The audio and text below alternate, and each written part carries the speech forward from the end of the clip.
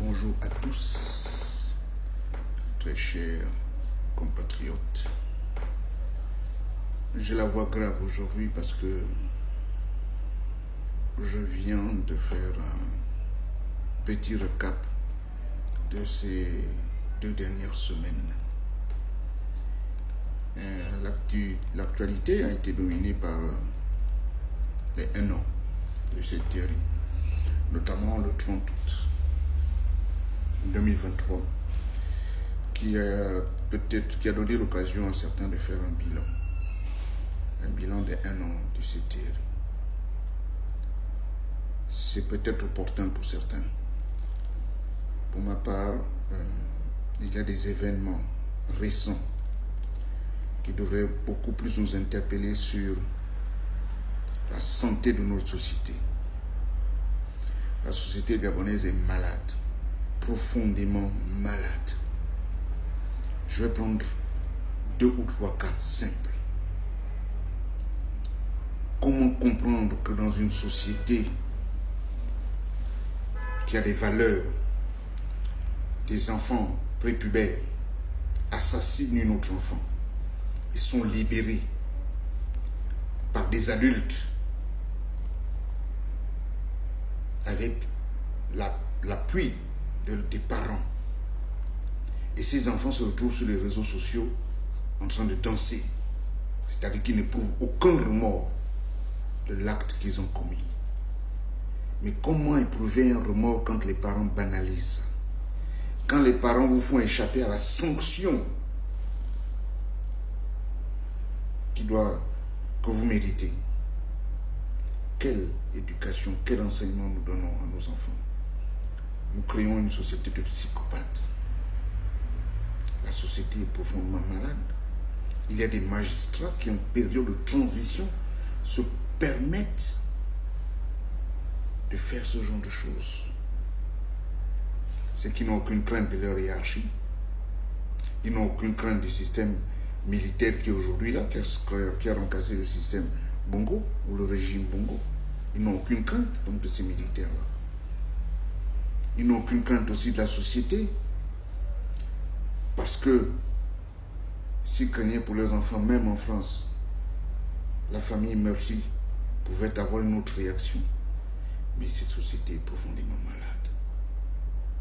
Des parents qui agissent comme ça, des magistrats, des gens qui sont censés représenter la loi, qui agissent comme ça. Ça démontre du mal profond qui gangrène la société gabonaise.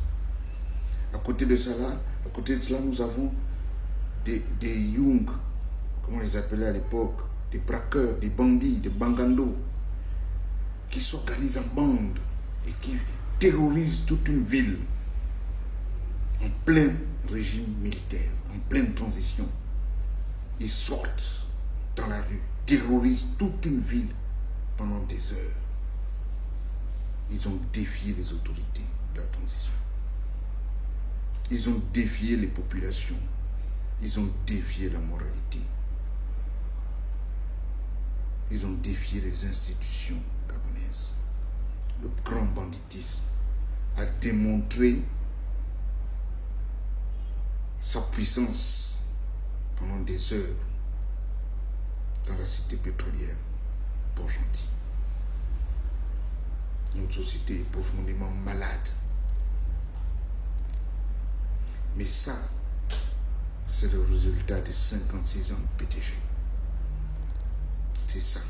Parce que si cette ville pétrolière avait pu rendre à ses enfants ce qu'elle donne à tout le pays, il y aurait un taux de chômage très faible, et donc un taux de banditisme aussi très très faible. Comment les forces de défense et de sécurité ne peuvent pas quadriller une petite ville comme Port-Gentil? Comment on ne peut pas faire de Port-Gentil une ville exemple de sécurité? Comment les habitants d'une si petite ville ne peuvent pas vivre en toute sérénité quand on sait où se trouvent les poches, les zones de résidence de ces voyous-là, de ces trafiquants à la petite semaine, parce que ce n'est pas des grands bandits. Mais les gens qui les fournissent sont bien connus. Ceux qui fournissent les drogues à Port-Gentil sont bien connus de tous les services. Mais c'est comme s'il y avait une complicité active ou passive des autorités. Pourquoi ce qui se passait à l'époque du régime d'Ali Bongo, où nous avons appris tous à Basoudi que même les autorités dans les hautes sphères pratiquaient le trafic de drogue. Et donc encourager cela. Mais est-ce que c'est la même chose avec la transition aujourd'hui? Nous avons une société qui est profondément malade. Profondément malade. Il y a ensuite le cas de la SEG, des ingénieurs, des compatriotes gabonais qui décident de détourner massivement l'argent de l'entreprise. Cet argent qui aurait pu être injecté pour améliorer le service aux populations. Des Gabonais, des compatriotes ont détourné cet argent-là. Des centaines et des centaines et des centaines de millions de francs CFA. Et là aussi en bande organisée, avec évidemment des complicités dans les hautes sphères, parce que ça ne peut pas être simplement les petits ingénieurs qui ont fait ça. Mais il faut que ces enquêtes-là aussi arrivent à terme. Parce que dans le passé, avec le régime d'Ali Bongo, on ne voyait pas la fin de ces enquêtes-là. Est-ce qu'avec la transition actuelle, les militaires vont nous faire ressortir toute la vérité sur cette affaire? C'est un mal profond. Comment des compatriotes peuvent décider de s'enrichir à outrance au détriment de leurs frères et sœurs? Et la SCG aujourd'hui, comment est-ce possible que, avec tous ces milliards brassés, la SCG n'ait pas ses propres infrastructures de production pour aller sous-traiter avec une compagnie? Quand on regarde les installations de cette compagnie-là, la SCG a les moyens de les payer. L'État gabonais a les moyens de payer ces infrastructures-là. Mais comme c'est des contrats